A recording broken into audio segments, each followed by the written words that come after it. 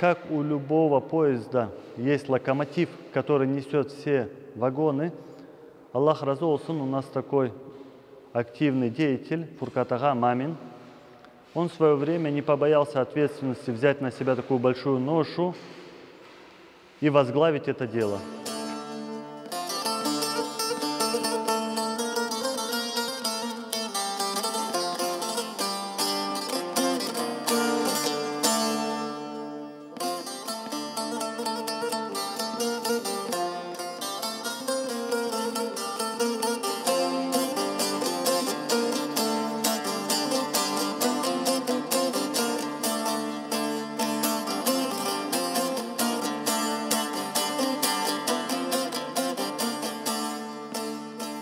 Рассчитывали эту мечеть именно под наше село, чтобы весь джамат поместился с расчетом на будущее, так как наш крымско-татарский народ развивается, приумножается, так скажем, и пусть, иншаллах, приумножается в дальнейшем.